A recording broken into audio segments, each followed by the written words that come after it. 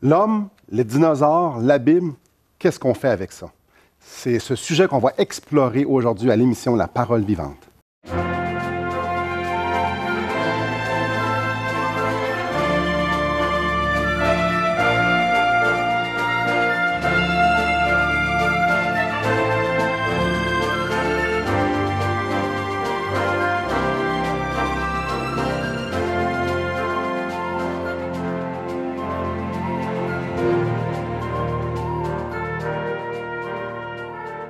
Bonjour à vous à la maison. Bienvenue à cette autre émission de La Parole vivante. Aujourd'hui, on va couvrir un sujet que je trouve fort intéressant, les dinosaures. Les dinosaures, la Bible, l'homme, la création, Dieu. Comment on fait tout ça pour mettre ensemble? Et on continue notre série sur la science et la foi, comme vous l'avez probablement deviné. Et on a encore notre invité, Laurence Tisdale, qui connaît ça, qui connaît la science, qui connaît la foi, qui connaît la parole de Dieu. Cet homme a un bac en agriculture, une maîtrise en génétique. Il est président d'une association créationniste au Québec, au-dessus de 1000 conférences dans le monde, 19 débats. Bref, je crois qu'il y a beaucoup de choses à nous parler sur les dinosaures, sur ce que la Bible en dit. Bonjour Laurence. Bonjour Simon. C'est un grand plaisir de t'avoir encore une fois avec nous, justement pour nous ouvrir les yeux sur cette dynamique-là, cette sphère-là qui est les dinosaures. Là, je regarde sur la table, je me croirais quasiment au Madrid. Parle-nous des dinosaures. Quand j'ai commencé ma maîtrise à l'Université McGill, ma directrice de thèse, elle m'a dit, moi j'ai expliqué que j'étais créationniste, mais je ne voulais pas qu'elle me donne 0 comme note parce que je ne croyais pas la même idée qu'elle concernant l'évolution. Et elle a dit, si je peux travailler avec la méthode scientifique, elle aimerait que je travaille avec moi, que je travaille avec elle, mais elle dit, elle est évolutionniste à cause des dinosaures. Ah, intéressant. Donc, c'est supposé être une preuve pour l'évolution. Mais ce n'est pas vrai. Les dinosaures démontrent qu'il y a un créateur, qu'il faut un créateur. Chaque dinosaure, il n'y a aucune évolution vers les dinosaures et qui part des dinosaures. Des dinosaures apparaissent tels qu'ils sont dans le registre fossile, que ce soit des longs coups, que ce soit des triceratops qu'on a ici avec 3 cornes. Hein, ces dinosaures-là, les triceratops, impressionnants quand même, ça pèse jusqu'à 3 tonnes. Donc, on peut imaginer plusieurs pick-up. Oui. Donc, il pouvait avoir jusqu'à 10 mètres de long. Donc, quand même, il remplit une salle adulte, plus large que nous autres, peut-être jusqu'à 6-7 mètres de haut. Donc, colossal, adulte, naturellement. Il commence petit, mais adulte, colossal. Et il y en a plusieurs différentes espèces avec 3 cornes, une corne, Monoclonius, qui est une autre espèce. Ce qui est intéressant, c'est, on voit ici, je ne sais pas si on peut voir sur la caméra, mais on voit l'espace qui est ici. Parce que quand on parle de l'espace ici, c'est important pour se réfléchir.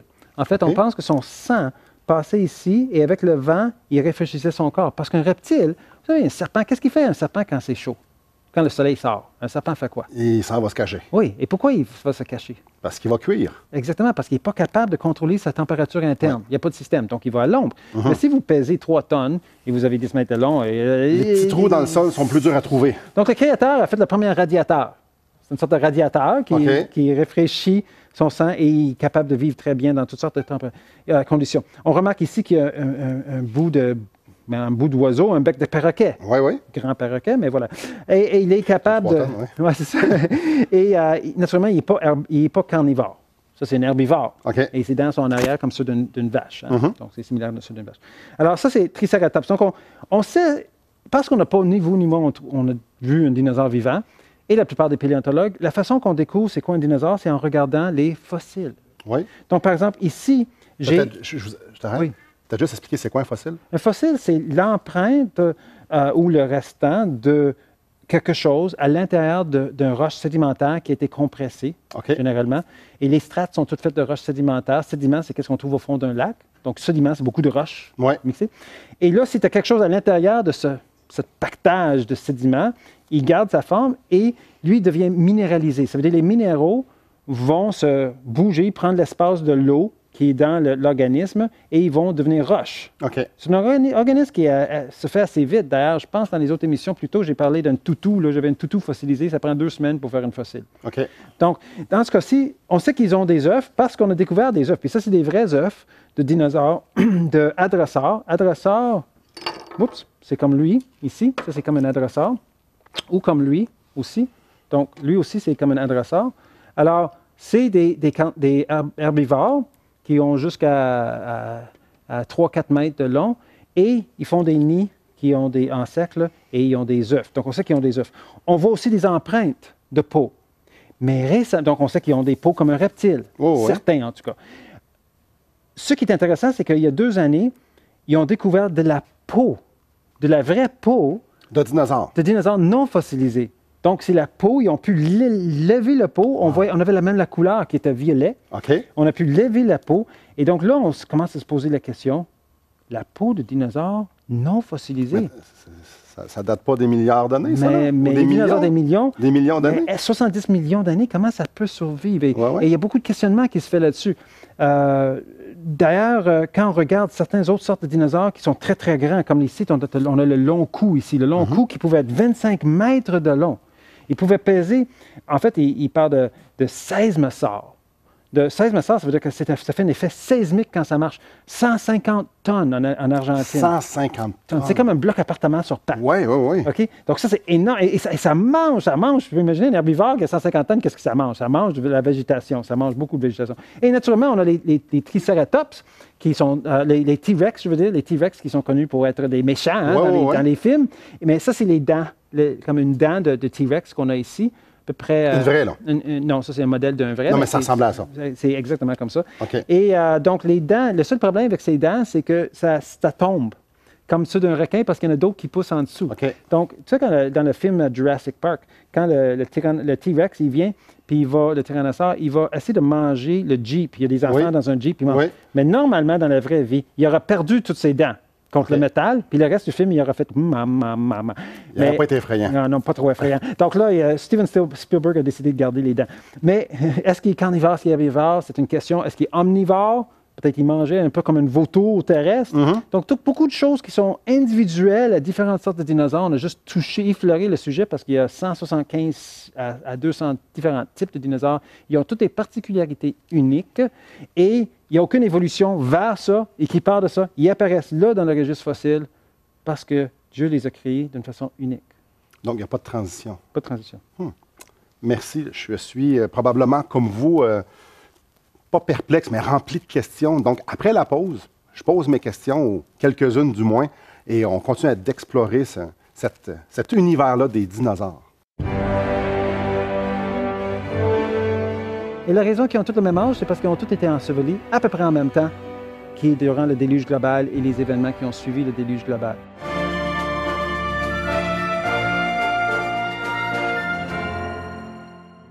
Assistez à un merveilleux déjeuner de l'espoir dans votre région. Un invité vous racontera comment Dieu a transformé sa vie et comment son cœur, souffrant, a trouvé une joie indicible en développant une relation personnelle et intime avec Dieu et son Fils Jésus-Christ. Des églises locales organisent de tels déjeuners dans plusieurs régions du Québec. Découvrez où et quand vous pouvez assister à un déjeuner de l'espoir dans votre région en visitant le site espoir.ca et en cliquant sur l'onglet « Déjeuner ».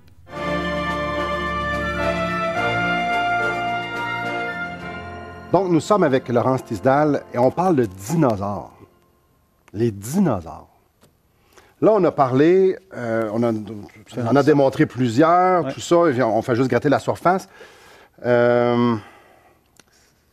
Dieu qui les a créés parce qu'on entend que ça fait des millions d'années et tout ça. Ça fait partie de la création?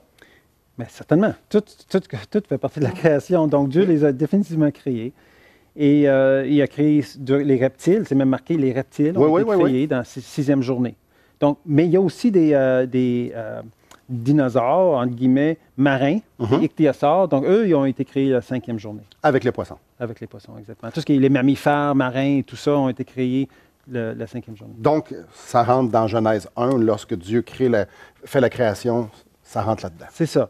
Aucun fossile. On a des fossiles ici, c'est un vrai fossile puis ici, avec un poisson, c'est un vrai fossile. Ici, j'ai même un vertèbre de dinosaure, hadrosaure, le même qui fait les œufs. C'est pas le même dinosaure, ça c'est en Chine, puis ça c'est en Alberta. Mais ce vertèbre, il n'y a pas d'étiquette qui dit quel âge qu'il a. Non, c'est ça. Donc, le concept de 70 millions d'années est fautif. Là. Ça, c'est une interprétation. Parce qu'on n'est pas capable de dater des fossiles. Quand vous voyez un article qui dit, pas avec des méthodes minérales. Donc, quand on parle de millions d'années, On parle d'une méthode de datation qui est minérale, potassium, argon, uranium, plomb, etc. Carbone 14. Ouais. Mais la raison qu'on n'est pas capable de dater une roche, parce que c'est une roche, qui est sédimentaire, c'est parce qu'un sédiment, c'est un mélange de roches. Donc, si je la date, je ne sais pas quelle roche que je suis en train de dater. Ouais. Et toutes ces roches-là peuvent avoir différents âges. Donc, il n'y a aucun fossile qui peut être daté par une méthode radiométrique pour donner les 70 millions d'années. Il essaie de trouver des roches ignées, des roches volcaniques qui sont autour, puis là, il présume que ça a le même âge. Donc, la datation qu'on entend, c'est aléatoire et ils font du mieux qu'ils peuvent sans trop savoir ce qu'ils font. Mais il faut que ça rentre à l'intérieur de leur modèle, que les reptiles viennent avant les oiseaux et que tout ça vient avant les mammifères. Donc, pour eux autres, ce serait un peu du mauvais marketing si on arrive à trouver des dinosaures récents. Et c'est pour ça que j'ai ce petit vertèbre dans mes mains. Parce que nous, à l'Association de sciences créationnistes du Québec, qui regroupe si vous allez sur créationniste.com, les gens peuvent même devenir membres de notre association et nous encourager. Nous, on a décidé de dater en prenant un échantillon au centre de ce vertèbre. Et donc, c'est une vraie, là? Oui, c'est un vrai vertèbre. Qui a été trouvé en Alberta, comme tu disais tantôt. Oui, et qui a été trouvé, c'est pas moi qui l'ai trouvé. Et on a fait ça 5 fois, avec 5 autres, moi et Rick et Vance Nelson. Et nous, on a payé, et ça a été daté à l'Université de la Géorgie. Et on voit ici, à l'Université de la Géorgie, qu'il y a une date inscrite ici. C'est daté au radiocarbone. Donc, ça, ce n'est pas une méthode minérale. C'est une méthode organique. Donc, pour que ceci puisse fonctionner, ça veut dire qu'il y a des morceaux qui ne sont pas fossilisés dedans. Parce qu'un créationniste, il dit que le dinosaure, il doit avoir à peu près 4700 ans et les dinosaures ont disparu durant le déluge. Oui. Au pire. Déluge, on y revient après le déluge. Et ici, ils ont une date 32 770. On est loin des millions d'années, là. On est très loin des millions d'années. Oui, c'est plus que le 6 à 10 000 ans de la Bible, puis je peux expliquer pourquoi après. Mais ça, c'est une datation du fossile, de la fossile même. Du fossile même. Donc, c'est pas on a daté notre roche, puis on vient à 70 millions d'années. Là, j'ai daté le fossile, 32 000 ans. Ce dinosaure en Alberta, il n'a pas marché en Alberta il y a 70 millions d'années. Il a marché il y a 32 000 ans ou moins. Et c'est une preuve scientifique. Et ce qu'on découvre quand on est en train de dater des os de dinosaures, c'est qu'ils ont tous à peu près le même niveau de carbone dedans, radioactif, ce qui veut dire qu'ils ont à peu près tout le même âge. Et la raison qu'ils ont tout le même âge, c'est parce qu'ils ont tous été ensevelis à peu près en même temps, qui est durant le déluge global et les événements qui ont suivi le déluge global. Déluge. Déluge. Moi, dans ma conception, déluge, je lis l'histoire biblique, je regarde les films d'enfants, je regarde tout ça, puis déluge, il n'y a pas de dinosaures dans l'arche. Il y a définitivement des dinosaures dans l'arche, mais pas dans les dessins que vous voyez dans les petits dessins faits pour les écoles de dimanche, où est-ce qu'on voit un bateau, monsieur et Madame Noé, avec 2 girafes et un lapin, parce qu'il n'y a pas de place pour d'autres animaux. Oui, non, c'est ça. L'arche de Noé est comme un terrain de football fois 3 étages de haut. On pouvait mettre 16 000 vaches, si on voulait mettre 16 000 vaches.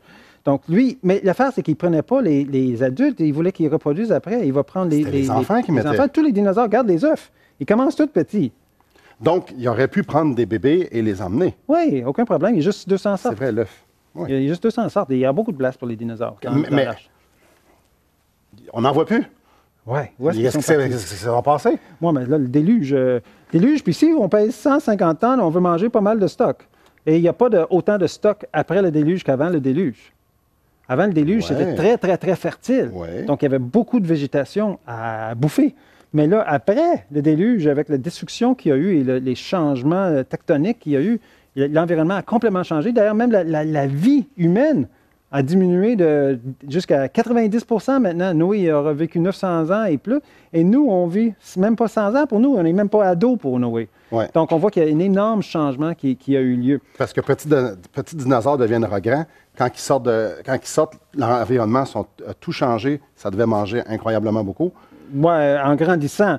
L'autre problème, c'est que les T-Rex ou des dinosaures comme ça, ou les vélociraptors, etc., ils ne sont pas nécessairement gentils comme reptiles. Ouais. Donc, on va les éliminer. Et d'ailleurs, partout en Europe, on va parler de dragons. Ouais. On va parler de tuer des dragons. Mais c'est tous des dinosaures un peu comme des Baronix, comme qu'on a ici. Je t'arrête encore une fois, là. Des dragons?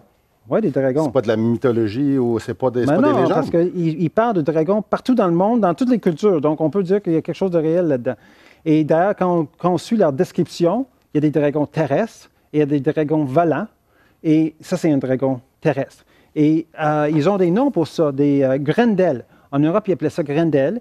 Et au centre de la Suisse, où est-ce qu'il y a les Grandes Alpes, au centre, il y a Grendelwald, qui est une vallée très, très beau, mais Grendel-Val, c'est la forêt des Grendel.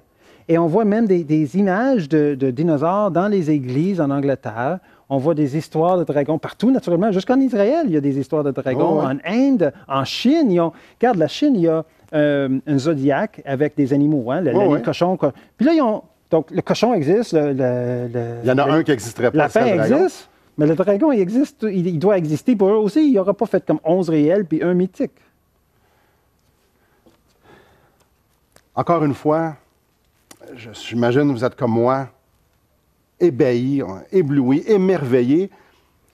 Les dinosaures ont vécu avec les hommes, la Bible en parle, c'est ce qu'on va voir après la pause. Probablement que vous voulez réagir, vous avez des questions, vous aimeriez avoir plus d'informations concernant ce Dieu qui a créé ça et tous ces détails-là. J'aimerais vous inviter à communiquer avec nous au 1-877-L'Espoir, 1-877-537-7647 ou encore aller sur notre site internet espoir.ca et vous allez avoir d'autres informations concernant d'autres sujets également par rapport à Dieu, à l'Évangile. Donc, on aimerait vous inviter à communiquer avec nous et on se revoit après la pause. On continue d'en parler. Alors, on est en train de parler des humains qui sont avec les dinosaures. Il y a beaucoup, beaucoup d'autres évidences, incluant des figurines faites par les humains. Les humains ont clairement côtoyé dans le passé avec les dinosaures.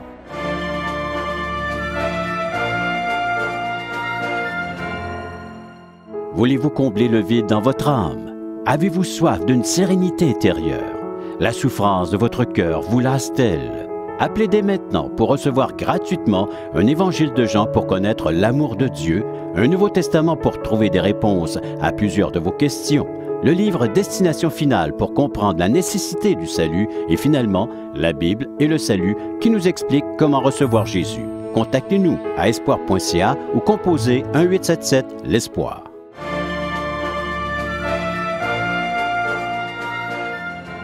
Dinosaures. Si on vous parle de dinosaures, probablement vous avez la même question en tête que moi, que vous aimeriez que je pose. Monstre Loch Ness, monstre lac Memphremagog, monstre lac Champlain, ça veut-tu dire qu'il y en a encore aujourd'hui, ou que c'est des fables, ou que c'est des histoires montées? Éclaire-nous un peu, s'il vous plaît, Laurence. Que ce soit des dinosaures terrestres, on a ce qu'on appelle des dinoglyphes ou des dessins de dinosaures qui sont faits sur les murs des cavernes jusqu'en Ontario, jusqu'en Arizona, ou que ce soit des figurines comme au Mexique, que je vais montrer dans quelques minutes. Pour les dinosaures terrestres, on sait que les humains ont interagi avec les dinosaures parce qu'ils les dessinent en forme de vie qui bouge. Dans le cas de Loch Ness, on parle de quelque chose qui est vivant maintenant. Oui. C'est pas vraiment un problème qu'il y ait un ichthyosaure qui serait vivant. Un ichthyosaure, il y a 4 nageoires, il y a des différentes espèces, mais ça ressemblerait que ce soit Loch Ness ou Champ. On décrit toujours de la même manière. Memphremagog, entre autres, avec Jacques Boisvert, qui s'appelle lui-même un dragontologue. Il a inventé le mot, mais un spécialiste de dragons. Lui a accumulé 284 témoignages oculaires qui incluent un juge du Cour suprême du Québec. Quand même. Il me les a montrés un jour qu'on était là-bas. Il a dit, il y a un ami qui faisait du plongée sous-marine, qui l'a vu et qui ne va plus jamais dans le lac, qui refuse de nager dans le lac. Donc apparemment, c'est assez terrifiant. C'est ça. J'ai un ami personnellement qui a vu le Champ pendant 2h30 avec une famille de Champ, de ichthyosaures qui OK, on parle plus d'un, là. Non, ça ne sera jamais juste un. Il doit avoir, faut que ça soit multiplié, ouais. se reproduise. Et donc, oui, il n'y a aucun problème. D'ailleurs, le problème n'est pas qu'ils existent, même pour un évolutionniste. Le problème, c'est du marketing. Parce que si je prends ce poisson ici, qui est une coélacanthe, ce poisson, il prédate les dinosaures pour les évolutionnistes. Il commence à 450 millions d'années. Je ne crois pas aux millions d'années, mais ça, c'est ce qu'ils disent. Les dinosaures, c'est comme depuis 120 millions d'années à 70 millions d'années ou 150 jusqu'à 70. Donc, eux, ils prédatent, mais il n'a pas changé. On est capable de reconnaître tout de suite un fossile de coélacanthe qu'on la trouve, mais elle est vivante. Le poisson est vivant, je veux dire. Il y en a 2 espèces, un bleu puis un brun. Si on va sur le site web dinofish.com, on peut même voir des webcams ils sont spécialement faits. Ils pensaient, ce qui est intéressant dans l'histoire de l'évolution, c'est qu'ils pensaient que ce poisson-là était une transition, un chaînon manquant. Ouais. Ils disaient que, voici les grands... Lui, il y avait des fossiles, hein? Il dit, ça, c'est des pattes pour marcher sur les plages. C'est un poisson qui est en train de sortir de l'eau et devenir un amphibien. Ouais. OK? Sauf que quand on l'a découvert vivant, c'est utile de découvrir des choses vivantes. On découvre que ce poisson-là, lui, il aime nager comme ça, sur sa tête. Et il y a 3 glandes dans son nez qui détermine sa proie qui est autour de lui par un champ électromagnétique. Ça va mal pour marcher sur la plage. Oui, non seulement ça, il ne monte jamais plus haut que 300 mètres de profond. Donc, il est très, très loin de venir en transition. Et ces nageoires ont juste été simplement faits pour qu'il puisse faire sa danse dans l'eau de la manière appropriée, puis Dieu l'a créé comme ça. L'important ici, c'est qu'il n'a pas évolué. Donc, puis ça prédate les dinosaures. Qu'on trouve un dinosaure vivant, pourquoi pas? On a un coélacanthe existe vivant encore aujourd'hui. Mais le marketing autour de l'évolution, que les dinosaures ont disparu, l'ère des dinosaures a disparu, ça, c'est un problème. Et on est en train de découvrir de plus en plus qu'il y a des... On a parlé un petit peu comment il y a du matériel non fossilisé dans les os de dinosaures. Et il y a un ami à moi qui s'appelle Mark Armitage, qui travaillait à l'université de Caltech en Californie. Et lui, il a publié 2 articles. Et j'ai les 2 articles ici qui ont été publiés, American Laboratory, puis l'image ici, c'est des cellules d'os de Triceratops, celui qui a les 3 cornes. Okay? Non fossilisé, c'est un microscope lumière. Okay? Et ça, c'est un article de Acta Histochemica. Acta Histochemica, c'est le journal le plus prestigieux dans l'étude des membranes cellulaires. Pas n'importe qui peut publier là-dedans. Alors lui, il publie un article sur les cellules non fossilisées des dinosaures, dans les cornes de Triceratops. Il publie là-dessus. Normalement, dans la science, quand on publie, on est arrivé quand on réussit à publier dans ce genre. Moi, j'ai publié un article, mais lui, il en a publié plusieurs. C'est une sommité dans le domaine. Ça devient une sommité. Il est reconnu par ses pairs. Mais lui, Mark Armitage, c'est un créationniste. Et les évolutionnistes haïssent que les créationnistes publient parce que eux, leur argument, c'est que les créationnistes sont des anti-scientifiques, ils sont dans le Moyen Âge et ils ne peuvent jamais publier. C'est pour ça qu'on ne les laisse jamais publier dans nos journaux. Sauf qu'il a réussi à publier. 3 semaines après, il perd son emploi. Ah, quel adam. Ouais. Discrimination pour sa croyance. Clairement. Et 2 années après, il est allé en cours et il vient juste, il y a quelques mois, de gagner, mais gagner dans le sens qu'ils ont fait un arrangement hors cours, 15 fois son salaire annuel, parce que c'est clair que c'était une discrimination. Il vient juste de publier. Il avait perdu son emploi au complet. Et moi, personnellement, quand je fais des conférences sur les dinosaures au Québec et en France et tout ça, j'ai les plaques. Et les gens peuvent même voir de leurs propres yeux, dans un microscope, ils peuvent voir les ostéocytes, qui sont des os d'os, des cellules d'os, je veux dire, qui sont à l'intérieur. Comme nous, on a 3 sortes de cellules d'os. Bon, l'important, c'est qu'ils ne sont pas fossilisés. Et ils ne peuvent même pas se fossiliser. Alors, ça veut dire qu'ils sont récentes. Et disons, est-ce qu'on a des humains avec des dinosaures? Mais effectivement, ici, c'est l'homme malachite. Donc, l'homme ici, c'est un mâchoire en turquoise, et ça, c'est une fémur en malachite. Et il y a 10 squelettes humains qui ont été trouvés dans des strates de roche qui sont supposés avoir 140 millions d'années. Alors, on est en train de parler des humains qui sont avec les dinosaures. Il y a beaucoup, beaucoup d'autres évidences, incluant des figurines faites par les humains. Les humains ont clairement côtoyé dans le passé avec les dinosaures. Intéressant. Après la pause, on va essayer de faire une boucle. On va en fait démontrer où est-ce que Dieu rentre dans le portrait et qu'est-ce que ça nous révèle à propos de Dieu. Donc, restez avec nous, on en parle après la pause. Encore une fois, la Bible et la science vont main en main. La vraie science, la vraie découverte de la vérité de ce que Dieu a fait est toujours en lien avec ce que la Bible dit. Elle est une parole véridique.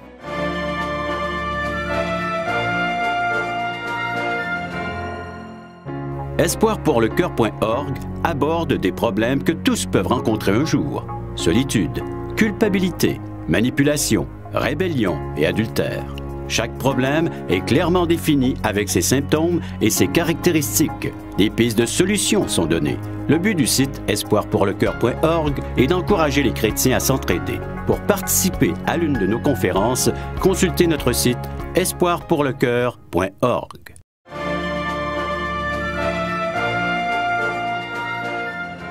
Pendant la pause, je réfléchissais et probablement vous êtes arrivé à la conclusion ou ce questionnement-là ou cette réflexion-là. J'ai appris à l'école que les hommes n'ont pas marché avec les dinosaures. Aujourd'hui, c'est ce qu'on est enseigné. Clairement, il y a encore des dinosaures et les hommes ont marché avec les dinosaures. C'est spécial que la science dit quelque chose qui nous démontre que l'homme et les dinosaures, ça n'a pas été ensemble, mais la Bible dit que oui. Et juste comme ça, dans la prochaine émission, nous allons parler des dinosaures dans la Bible. Mais restons dans cette idée-là que la Bible nous parle que nous avons été avec les dinosaures. Oui, Simon. Une chose aussi qu'on va faire dans la prochaine émission, c'est qu'on va aussi regarder les dinosaures vivants. Là, j'ai montré un poisson, mais il y a des dinosaures qui sont vraiment vivants en différents continents. Mais ce qui est important, moi j'aime dire que Jésus aime les dinosaures. Il aime sa création, il a créé les dinosaures. Je ne crois pas nécessairement qu'ils étaient carnivores avant la chute de l'homme. Je crois qu'ils faisaient partie de la nature, là, mais ils n'étaient pas nécessairement méchants. Là. Ça, c'est venu après. Mais ils faisaient partie de l'écosystème que Dieu a créé et qui a en partie disparu au courant du déluge. Mais ce qui est intéressant, c'est leur unicité. On voit vraiment une création, ils ont des particularités qui sont très imaginatifs, très colorés, très, souvent on va dessiner un dinosaure avec, comme s'il avait besoin du camouflage. Mais si tu as 150 tonnes, on n'a pas vraiment besoin de camouflage. Donc, est-ce que c'est nécessaire? Par contre, une chose qui est intéressante, quand on regarde ce dinosaure ici, on voit des rayures, mais ça, c'est nouveau, ça. Et les Indiens, en Amérique du Nord, ont dessiné ce même dinosaure sur les roches avec les rayures. Et un créationniste a dit, mais c'est normal. La Bible dit qu'on a vécu ensemble avec les dinosaures, donc les Indiens, Amérindiens, ont simplement vécu avec les dinosaures, ils l'ont vu. Il a été traité de toutes sortes de choses. Malgré le fait que l'homme avait 3 doctorats, ils ont dit, il ne sait pas de quoi il parle, laisse-nous, à nous les experts, de dire qu'est-ce qui est vrai. Et 6 mois après, on a découvert qu'effectivement, les dinosaures étaient rayés de la tête de la tête jusqu'à la queue. Et encore une fois, la Bible et la science vont main en main. La vraie science, la vraie découverte de la vérité de ce que Dieu a fait est toujours en lien avec ce que la Bible dit. Elle est une parole véridique. N'est-ce pas incroyable, n'est-ce pas exceptionnel que Dieu nous révèle notre passé, Dieu nous révèle son plan extraordinaire. Je voudrais vous inviter à réfléchir et aussi à être à la prochaine émission où est-ce que nous allons continuer cette grande découverte-là, ce grand sujet-là, les dinosaures, avec la Bible, dans la Bible. Merci beaucoup d'avoir été parmi nous. Merci beaucoup, Laurence.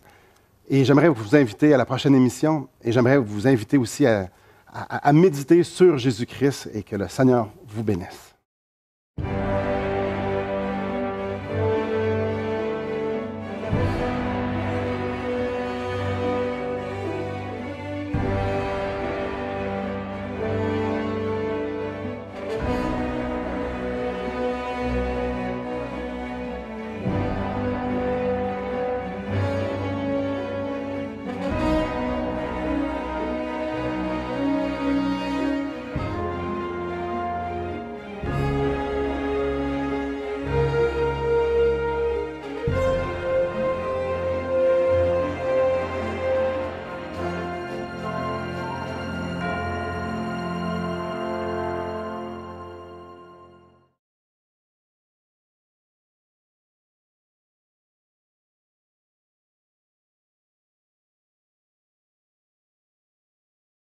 Le royaume des cieux arrive.